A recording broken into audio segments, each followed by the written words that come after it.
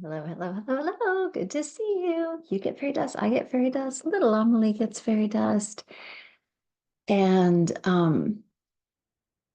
ever since I turned 60, I'm like shoulders out because that's really the only thing that's not hanging. And so that's why you're getting this. Um, we can make it a little bit demure. Okay, so let's talk about using a tool with a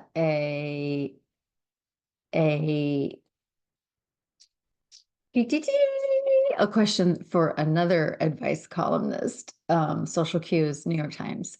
Um, so here it is. My mother-in-law has a terrible habit of taking over conversations and making them about herself. The most obscure topics can, within minutes, relate to her or what she used to do for a living. She talks at people. I've discussed this with my husband, who has dealt with it his entire life. He says to ignore it. But recently, our teenage daughter asked me not to invite her grandmother to dinner because she only talks and never listens. I know I need to say something, but my mother-in-law is also sensitive and otherwise kind. Okay, let's deconstruct the fuck out of this. Okay, so one time I was in a group. I was practicing, as you know, I'm a extreme introvert, homebody, not interested in hanging out with other people, but I was challenging myself. And so I joined Toastmasters because that was perfect for me because I did think I was going to start public speaking and some like get practice, but also it had a focus. It wasn't just like a random, like just hang out with people. It had a focus and it was like a class and it had rules and all this. So that's for me. But then they'd meet afterwards at a coffee shop. And for about a year, I never went, of course. It's like, I'm good. I've had my fill. Um, but then I started going again to challenge myself and to make connections and see what that was like.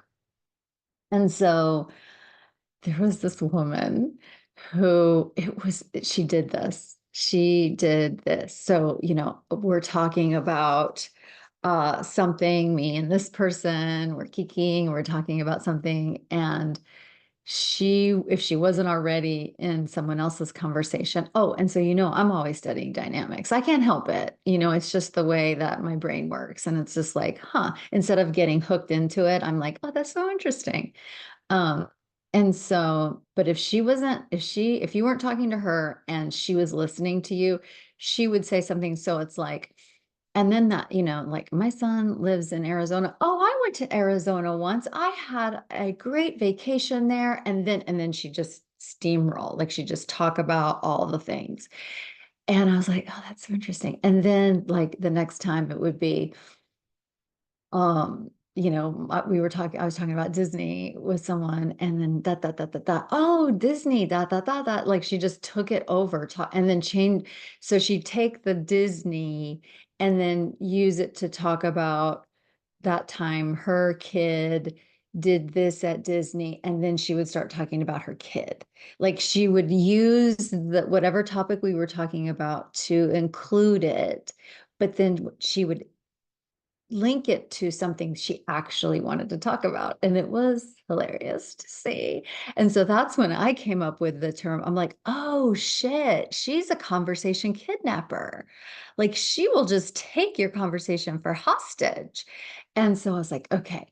And so I'm like, all right, now I'm ready. So the next time that it happened, I was really conscious. So I went into this like seatbelt on, fully conscious and ready to go because I was determined to not pay a ransom, but to go get what was kidnapped and bring it back to the person I was connecting with.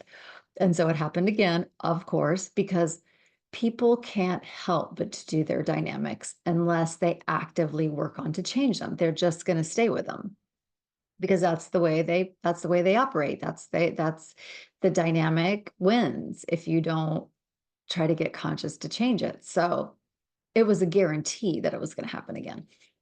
And so I was ready. And it happened. So I forget what we were talking about, but let's say I was talking about shopping. So it's like, shopping, what'd you get? What I get, that. And then like she did it again. It's like, well, the last time I went shopping, it was terrible because blah, blah, blah, blah, blah. And then, the crime in the city, like it just totally, and so I just waited. I was like listening. I was so excited. I was like, mm-hmm, mm-hmm, mm-hmm. And then she said something about, let's say, jeans. And I'm like, oh my gosh, jeans. Like I cannot live without, like, I wear these particular jeans, mother jeans. I wear mother jeans and, they're expensive. But anyway, it reminds me. And then I go back to what we were talking about with shopping with my friend.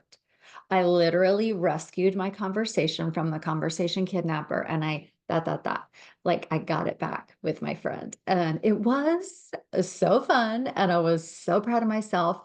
No harm, no foul, didn't offend anybody, didn't whatever. I just was able to, and it wasn't like to be vindictive or anything like that. It's not about that or to like win or whatever.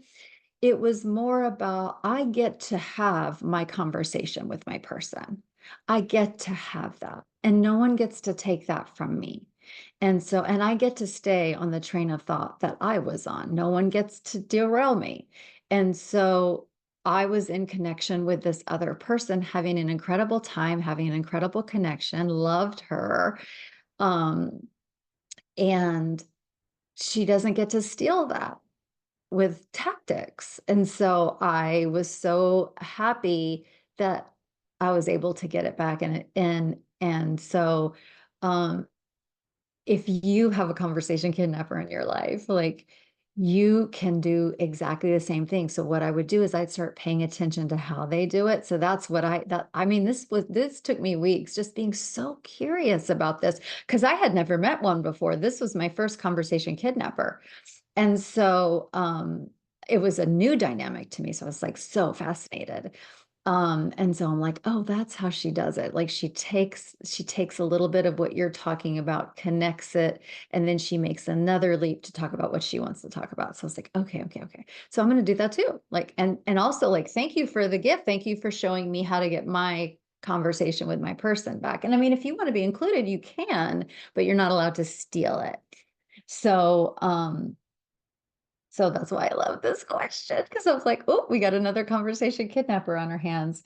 Um, and so then, so she talks about it, but then we get to the part. So the husband ignores it, of course, because that's his mom, and he had no choice. Ignoring it is his survival mechanism. Not all kids of a conversation kidnapper will ignore it. They might fight back against it or like, oh, you did it again. You're always talking about yourself or something like that. But the thing about ignoring it is that it comes out another way, like between them. And so it's like you can just know that that is what he's going to do. So that's fine. Like he can cope however he wants, but I'm not going to ignore it. Um, and then here we have the brilliant child who is like, fuck this. I'm assuming it's a Generation Zer that they don't fuck around with shenanigans. They do not fuck around. They're like, if this is a problem, she doesn't get to come. She has to have a consequence for what she does, and she doesn't get to take over my what was it, a birthday? And so, yeah. And so we have to listen to the children. The child is asking for a boundary. She's asking to be safe from this conversation kidnapper. And I'm sure it's darker than that. And then we get to the end of this letter, which is so anyway, yeah, she doesn't get to come. If the kid says the kid gets to choose who's at the birthday. Um, so yeah, fine. That's it. That's it. There was an article recently. I wish I could remember where I saw it, but it's just like it is getting more and more and more and more common for kids to have no contact with their parents. Like it's like straight up, like like, no, we're not doing this. I don't have to have this in my life. You're not going to get to treat me this way, which is fucking incredible. And I'm so impressed. Um, anyway, so then this letter ends. It's complaint, complaint, complaint, complaint, complaint, complaint about a dysfunctional. I don't know if the woman is dysfunctional. The hint for me is the husband ignores it. Again, that's a child coping mechanism. So it sounds like there's like stuff going on. And also people that do that are unhealthy. Like that's just not healthy to do that. So then she ends this letter with, I know I need to say something. Well, you don't know that. You actually don't need to say something. All you need to do is just not invite her to the dinner. Your child has asked not to invite her to the dinner. And so there's that. Um, and so, this piece about I know I need to say something also, that's going to get you in a pickle with the spouse because the spouse says ignore it and you're like breaking his boundary. He's asked you to ignore it and you're breaking his boundary. Of course, I get to do what I want to do, but but what is she going to say? What is she going to say? Because if you say stop making it about you, like nobody's going to, she doesn't that's not going to go. That's not going to go over well. So that's interesting. It's like, do you know that? Do you know that you need to say something? Do you? Because you really don't. This one of the things I'm thinking about is like actually have real problems. Like you don't have to say anything. There's no one has said your husband said ignore it and the kid said don't invite her. There's nothing more to be said. Just don't invite her. Now there's going to be consequences for that, maybe. But yeah. Um so I know I need to say something is a made up problem. Okay. And then lastly, but my mother-in-law is also sensitive and otherwise kind. That is not true because when you take a person as a whole, it's not just this section of a person, it's a psyche. So it's just so interesting that she had, and I see this all the time. If people talk about, I'm a therapist, so people talk about, they get to the point where they're safe enough to talk about shit that went down in their family. And a lot of times they end it with a bow. Like they put a little bow on the end, like, but she's otherwise sensitive and kind. It's like, is she though? It's like, this shitty thing happened, this shitty thing happened, this shitty thing happened, but she meant well. Did she though? I don't know that she did mean well. I mean, we could, so but because telling the stories of our life and about what happened to us is a betrayal to the family system. Like we feel like we're in trouble. So we do need to say something nice at the end. And so I just thought that was so like, it's classic. It's textbook. This person steals conversations. This person does this person does that. But she's so sweet and kind. It's like, no, no, no, no, no, no. I mean, she may have kind traits. And also the word sensitive. I'm so sorry. But if you never listen, that is not the definition of sensitive. So it's just so interesting that, I mean, what I'm picturing is that she's very fragile. So if you say something that you don't like about her, she'll decompensate or she'll go like, that's not sensitive. That's sensitive is an intelligence. Being sensitive is another way of saying being really smart and attentive to what's going on around you. And somebody who doesn't listen and only talks about themselves or quote unquote makes the topic of conversation about themselves is the opposite of sensitive. It's insensitive. And so it's just always interesting to me. And so here's the thing. If you have to like, okay, my mom did this, my dad did this, my sister did this, my kid did this, whatever, like it like notice the discomfort and like how you got to put a bow on the end, but they meant well. But and so I just thought this was just an interesting one to deconstruct because it's well, for first of all, you get to know about conversation kidnapping, and that's a really great thing to know. It's a really good dynamic to know. Because it's a spell. It's fully a spell people cast, and it's like, oh no, I have the antidote to that. I have the antidote to that spell that you just cast on my connection with this other person. Um, anyway, I hope that's helpful. If you ever have a question for Ask an Advanced Bitch, that's me. Let me know. Okay, I hope that was helpful. Love you. Bye.